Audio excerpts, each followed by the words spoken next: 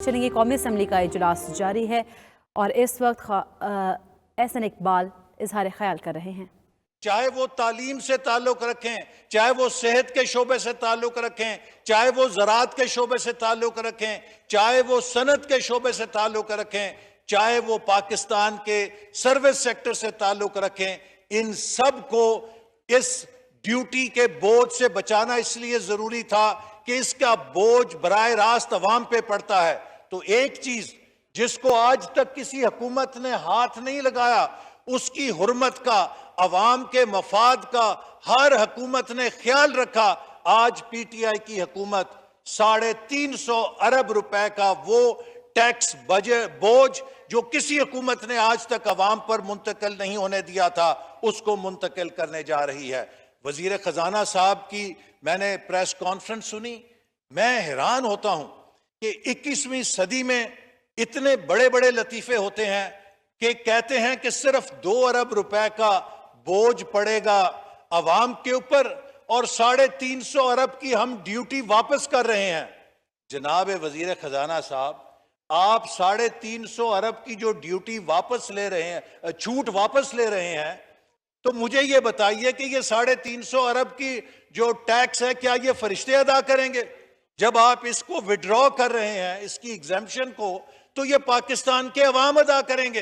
तो जनाब, यहां पर दूध के ऊपर टैक्स, यहां पे डबल रोटी के ऊपर टैक्स, यहां पर कंप्यूटर के ऊपर टैक्स, यहां पे मशीनरी के ऊपर टैक्स, यहां पे बीमारियों का इलाज करने वाले इक्विपमेंट के ऊपर टैक्स, किताबों के ऊपर टैक्स, हर चीज पर टैक्स। तो एक टैक्स और लगा देते, वो हमाकतों के ऊपर भी टैक्स लगा देते। शायद हमाकतों के ऊपर टैक्स लगने से हुकूमत की हमाकतों में कमी आ जाती। हर रोज हम एक नई हमाकत देखते हैं। जनाब स्पीकर, चेयरमैन, ये बजट की एक एक तहरीर पढ़ें आप।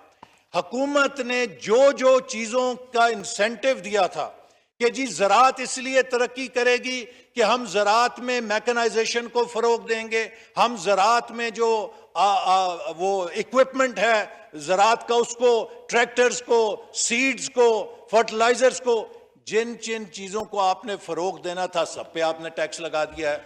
इसी तरह इंडस्ट्री का चैप्टर पढ़ लीजिए, जिन जिन चीज़ों को आपने मराद देनी थी, इंसेंटिव देनी थी, सबके ऊपर आपने टैक्स लगा दिया है।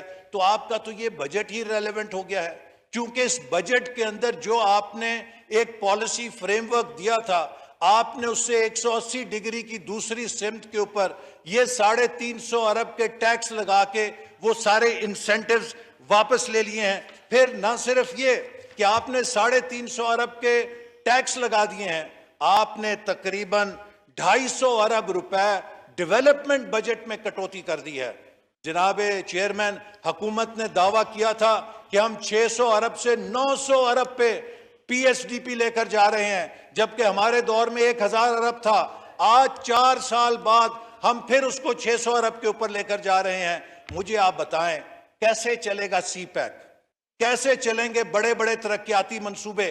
कैसे बनाएंगे आप ML1, जिसके लिए आपने इस बजट में वादा किया था कि कराची पिशावर जो मेन लाइन का प्रोजेक्ट है, CPEC का फ्लैगशिप प्रोजेक्ट है, जो तकरीबन 8 अरब डॉलर का प्रोजेक्ट है, जब आप 250 अरब की कटौती कर रहे हैं पीएसडीपी में, कैसे चलेगा वो मंसूबा?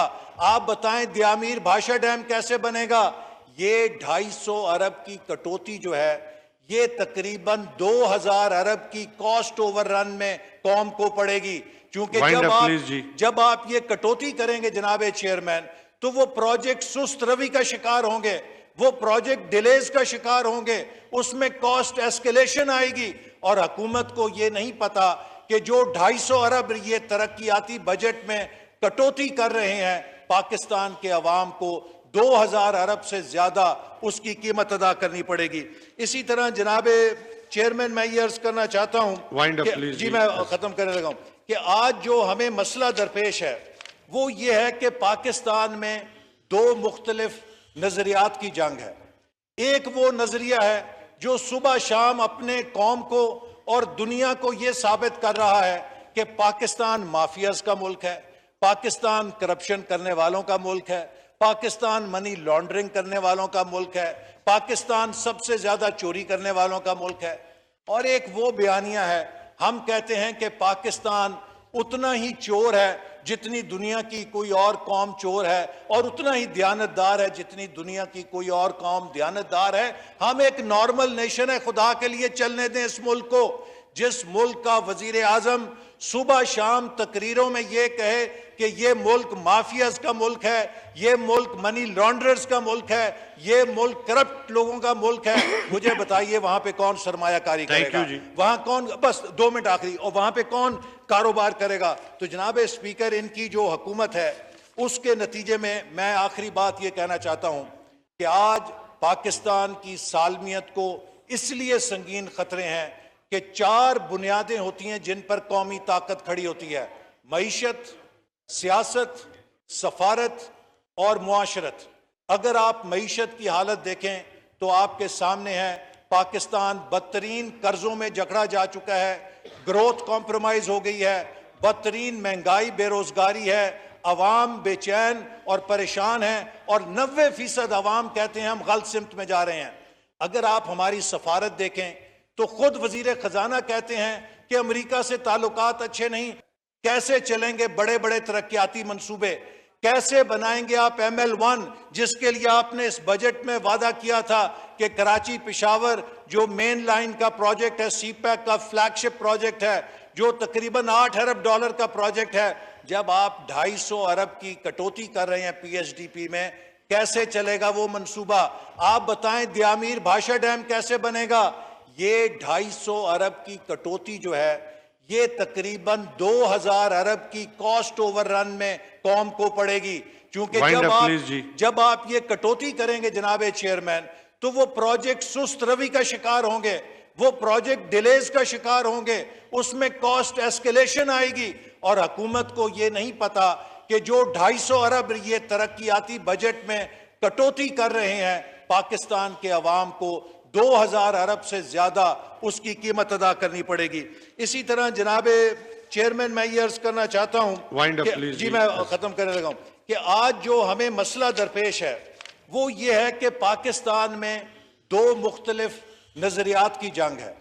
एक वो नजरिया है जो सुबह शाम अपने कौम को और दुनिया को यह साबित कर रहा है कि पाकिस्तान माफियाज का मुल्क है, पाकिस्तान करप्शन करने वालों का मुल्क है, पाकिस्तान मनी लॉन्ड्रिंग करने वालों का मुल्क है, पाकिस्तान सबसे ज्यादा चोरी करने वालों का मुल्क है। और एक वो बयानिया है, हम कहते हैं कि पाकिस्तान उतना ही चोर है जितनी दुनिया की कोई और कौम चोर है, और उतना ही दयानतदार है जितनी दुनिया की कोई और कौम दयानतदार है। हम एक नॉर्मल नेशन है, खुदा के लिए चलने दें इस मुल्क को।